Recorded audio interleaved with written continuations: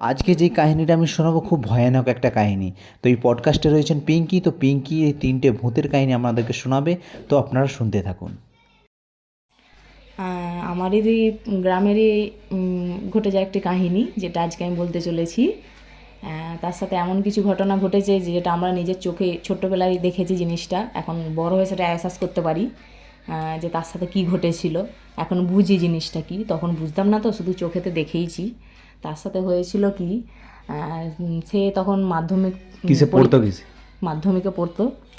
সে যখন মাধ্যমিক দিতে যেত, তো পরীক্ষা তো অন্য জায়গায় পড়তো স্কুল থেকে। তো সেখানে আমাদেরই গ্রামেরই 5-6 কিলোমিটার দূরেই স্কুলটা ছিল, বোর্ডের পরীক্ষা সেখানে হতো। ঘোষপুর। তো ঘোষপুর জায়গাটার নাম। তো সেখানে হাই স্কুলটি ছিল, তার পাশে চারদিক পাশেই কবরস্থান ছিল। তো সে পরীক্ষা দিতে যাওয়ার সময় তার স্কুলের চারপাশটাই না আগে উপর আগের দিকটা? আগের দিক চারপাশেই মোটামুটি মুসলিম আছে এবং অনেক কবরস্থানও আছে। তো সে যখন পরীক্ষা দিতে যায়, তো তার একটি ভুল হয়েছিল যে কবরস্থানের পাশ দিয়ে এমনিই বলে চুল খোলা অবস্থায় যেতে নেই, আমরা শুনেছি ছোটোবেলা থেকে। তো সে তার চুল ছিল লম্বা, আর এইটা আমরা শুনি যে লম্বা চুলে সবসময় ওইসব নেগেটিভ জিনিসের আকর্ষণ বেশি হয়। হ্যাঁ।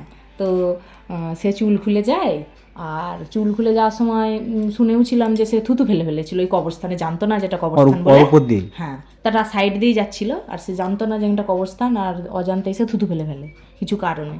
তো ফেলে ফেলে পরীক্ষা দিয়ে আসে। তার কিছুদিন পর থেকে তার ঘরকেও আসে, রেজাল্টও ভালো হয় তার।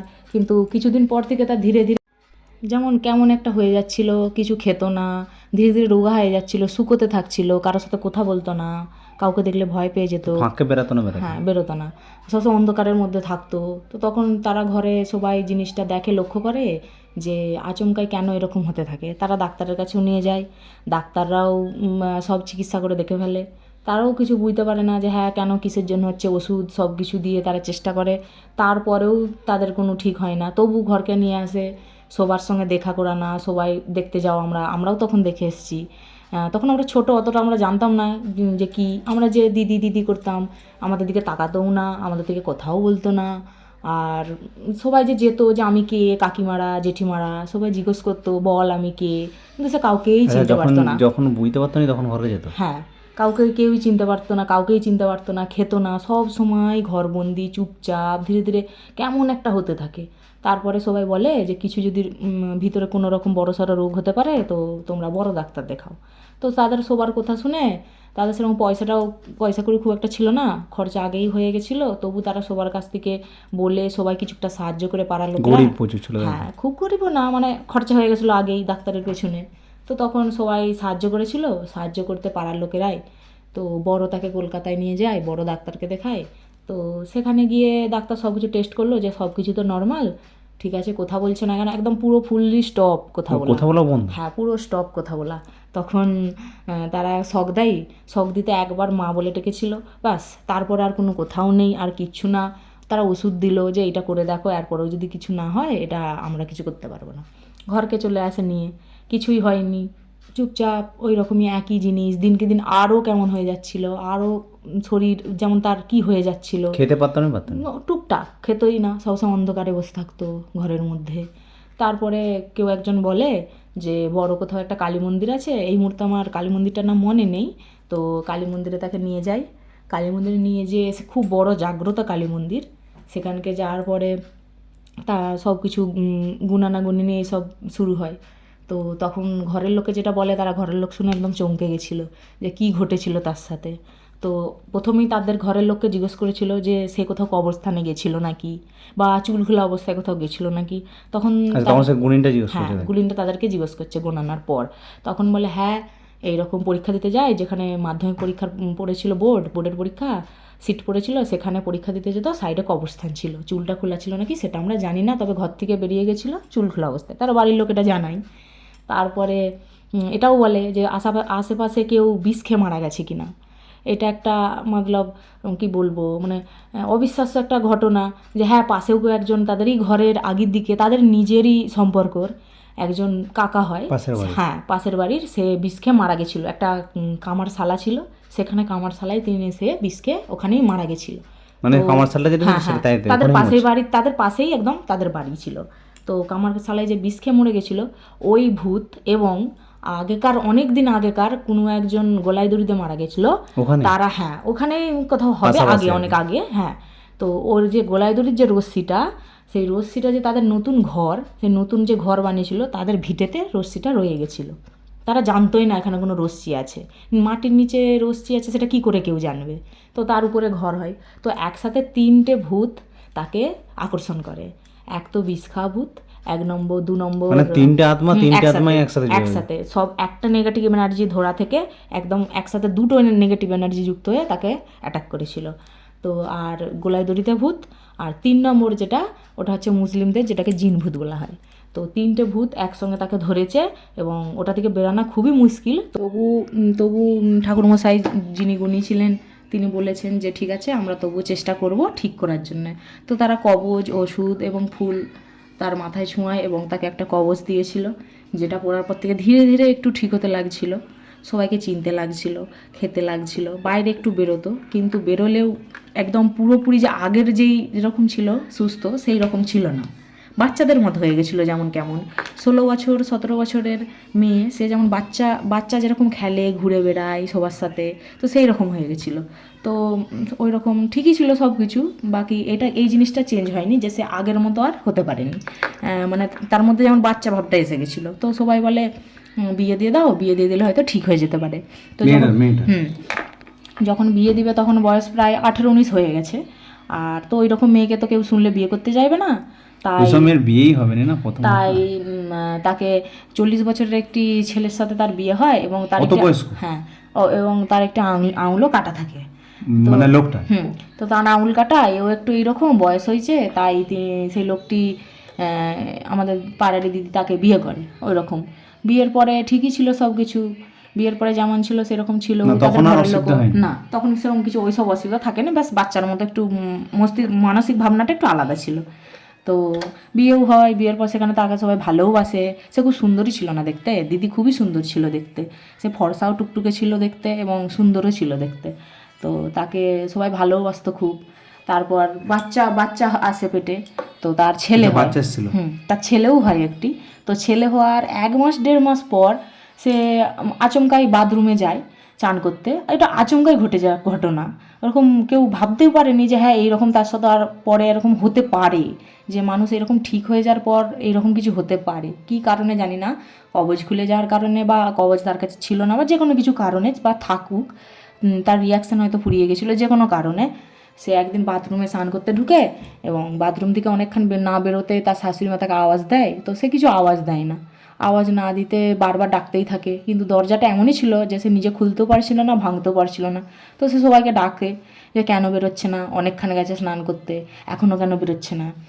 তো তখন সবাইকে ডেকে আনে, তার স্বামী পাড়ার সবাইকে ডেকে আনার পর উপরে যে অ্যাডভেস্টারের ছাদ ছিল, ওই অ্যাডভেস্টারের ছাদকে খুলে দেখে গিয়ে যে সে মারা গেছে, একদম একদম খেঁচে গেছে, একদম যেটাকে বলা হয় অনেকক্ষণ মরে গেলে যেমন খেঁচে যায়, তো বাথরুমের ভিতরে সেরকম খেঁচা অবস্থায় সে মারা গেছে।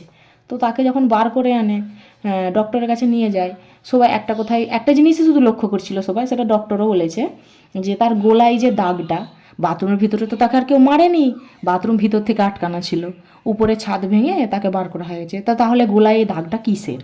তার গোলায় যে দাগটা ছিল, মনে হয় যেমন কেউ 5টা আঙুল দিয়ে দাবালে যে গোলায় একটা কালচিটা ভাব দাগ পড়ে, যেমন একটা কেউ মেরে দিলে গোলা টিপে যে একটা দাগ বসে যায়, সেই রকম দাগ।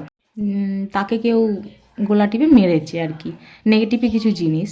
তো এটা আমরা শুনেছি যে ওই মুসলিমদের ওই ভূতে যখন ধরে কাউকে, হ্যাঁ, যখন কাউকে ধরে তো তাকে মেরেই শান্তি পায়, তাতে সেটা 1 বছর হোক বা সেটা 10 বছর হোক, তাকে যতক্ষণ না মারে তার মতলব শান্তি হয় না, তো তাকে শেষ করেই শান্তি হয়। তো একসাথে 3টে ভূত ছিল, তার কারণে আরও জিনিসটা পাওয়ারফুল হয়ে যাওয়ার কারণেই দিদি আরও মারা গেছেন তাড়াতাড়ি।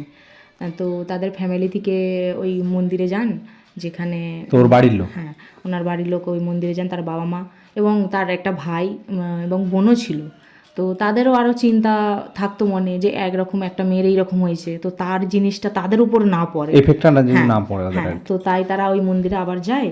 তো তার বলতেই গুরুজি একটু অবাক হয়ে যান যে হ্যাঁ প্রথমেই তো বলেছিলাম যে এই রকম তাকে বাঁচানো যাবে না, তবুও এতদিন যে বেঁচে ছিল এটাই অনেক বড় ব্যাপার, কারণ একসাথে তিনটে কারণ ভূত, তিনটে আত্মা এটা কোনো এফেক্ট করছে না। হ্যাঁ এটা কোনো মানে একদম আজীবী ঘটনা, একসাথে তিনটে ভূত। আর ওই মুসলিমদের যে জিন ভূত, ওটা আমরাও শুনেওছি এবং মন্দিরের গুরুজিও বলেছেন যে ওই ভূত যাকে ধরে তাকে মেরেই ছাড়ে, তাতে সেটা যতদিন মানে পরে যতজনকে হলেও- ধরছে হ্যাঁ, ওটা সবাইকে হ্যাঁ, ছাড়ে হ্যাঁ, চট করে। হ্যাঁ ওটা হয়।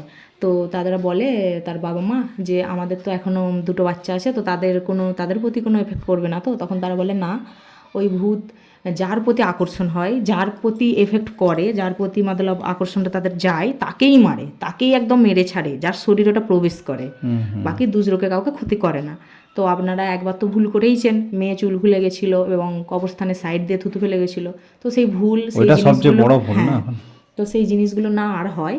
আর আপনাদেরই যে ভিটের নিচে, ঘরের নিচে যে ভিটেই, সেখানে যে গোলায় দড়ি দেওয়া রশ্মিটা আছে, তো সেই রশ্মিটা কিছু কারণে যদি তুলতে পারেন তো খুবই ভালো, আর নয়তো আচ্ছা, ওই রশ্মিটা ওই ওখানেই রয়ে হ্যাঁ গেছে। তার উপরেই তারা জানতো না, নতুন বাড়ি হয়েছিল। তো ওই রশ্মিটা যদি তুলতে পারেন তো খুবই ভালো। তোলাটা তো সম্ভব নয়, মনে হচ্ছে ঘর হয়ে গেছে, মানে কোন জায়গায় আছে সেটাও জানা সম্ভব নয়। তো বড় করে যাগযজ্ঞ করে কিছু গণ্ডি দেওয়াটা জরুরি। আর নিজেদেরই রক্তের সম্পর্ক, নিজেদেরই যে কাকা বিষ খেয়ে মারা গেছিলো, তো যেখানে মারা গেছিলো ওই কামারশালায়, ওই কামারশালাটাকে কিছু একটা বন্দি দিয়ে রাখা জরুরি, যাতে ওই জিনিসটা পরে না, effect কিছু টা না ক্ষতি পরে, না, হ্যাঁ, পরে না পরে। আর কাউকে ক্ষতি না করতে পারে। কারণ ওই ফ্যামিলিই ক্ষতি করেছে, আর ওই ফ্যামিলিতে গোলায় দড়ি দেওয়া মরা যে মানুষটির রশ্মিটা ছিল, সেই রশ্মিটাও আছে। তো পরে কিছু না কিছু যদি আবার হতে পারে, তো তার জন্য আগে থেকে সচেতন হয়ে যায় ভালো। তো কার সাথে কি ঘটে যায় সেটা তো আমরা বলতে পারবো না, তবু নিজেদেরকে সচেতন থাকতে হবে। যেটা আমরা এখন বুঝি বা আমরা চলি, ওই ঘটনার পর থেকে আমাদের মায়েরা সবসময় বলতো চুল খুলে রাখবি না, চুল এঁটে রাখবি তো সবসময়। ওদের যোগ্য হয়েছিল ওদের? সব হয়েছিল, যোগ্য হয়েছিল। ওই যে কামারশালাটা, ওটাকেও বন্দি দেওয়া হয়েছিল। তারপর থেকে এখন অবধি আমরা এত বড় হয়ে গেছি, আমার এখন বিয়ে হয়ে গেছে অনেক বছর, এখন সব ঠিকঠাক আছে। এবং তার ছেলেও বিয়ে করেছে, জিন্দগিতে অনেক আগে বেড়েছে, তার মেয়েরও বিয়ে হয়ে গেছে, এখন সবাই সুস্থ আছে, ভালো আছে। তবে এই সব জিনিসগুলো মানুষদের কাছে পৌঁছানোর একটাই কারণ যে হয় কিছুটা না, হয় না, সাবধান থাকবে। হ্যাঁ, যে হয় না, হয় না সবাই বলে, কিন্তু যেমন ভগবান আছে তেমন ওইসব নেগেটিভ ভূত এনার্জিও ভবিষ্যৎ আছে। সবই আছে। হ্যাঁ আছে, তবুও কি নিজেদেরকে যতটা পারো নিজেদেরকে প্রোটেক্ট করার চেষ্টা করো এবং সচেতন থাকো। রাস্তাঘাটে বেরোও ঠিক আছে, কিন্তু নিজেকে নেগেটিভ এনার্জি থেকে দূর রেখে নিজেকে প্রোটেক্ট করার সবকিছু বিশ্বাস চেষ্টা করো। রাখতে হবে, শুধু একটার পিছনে পড়ে থাকলে হ্যাঁ, হয়নি, হ্যাঁ, সব ওইটাই রকম আর কি। বিশ্বাস করে হ্যাঁ, রাখতে হবে। সবাই বলে আমরা মানি না, আমরা বিশ্বাস করি না, কিন্তু এটা হয়। আমরা নিজের চোখে সেটা দেখেছি, এখন সেটা আমরা মেহসুস করতে পারি যে হ্যাঁ আমরা জিনিসটাকে দেখেছি। তখন আমরা ছোট বুঝতাম না, কিন্তু জিনিসটা এখন আমরা ক্লিয়ার, আমাদের কাছে আমরা এখন বুঝি যে হ্যাঁ এরকম হতে পারে। তো আরে এখন সব রকমই সম্ভব, ভগবান থাকলে তো ভূত ভবিষ্যৎ অবশ্যই থাকবে। সবই হতে পারে। তো তোমাদেরকে একটাই রিকোয়েস্ট করব যে তোমরা এই গল্পটা শোনার পর সেরকম মনে কিছু এফেক্ট ফেলবেন না এবং সচেতন হিসাবে শুনো। হ্যাঁ সচেতন হিসাবে শুনো যে মানুষের সাথে কিছু ঘটে যেতে পারে, তো তোমরা সবাই সাবধানে সাবধান থেকো, সুরক্ষা থেকো, ভালোভাবে থেকো, বাস এইটাই আমার কাছে জানানো। বাস এটা নিজের চোখে দেখা একটা সত্যি কাহিনী। তো আপনাদের সাথে যদি কারোর সাথে এরকম কিছু ঘটে থাকে যায় তো কমেন্ট করে বলতে পারেন আপনারা। ধন্যবাদ।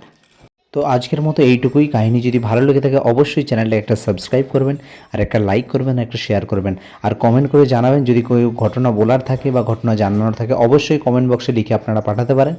আর আমার লিঙ্ক দেওয়া আছে, লিঙ্কে যদি ট্যাপ করে আপনারা ইমেলে মেসেজ করতে পারেন আর ঘটনা পাঠাতে পারেন। তো নমস্কার, আজকের মতো আবার দেখা হচ্ছে নতুন একটা সুন্দর ঘটনা নিয়ে আর সুন্দর কাহিনী নিয়ে। তো নমস্কার।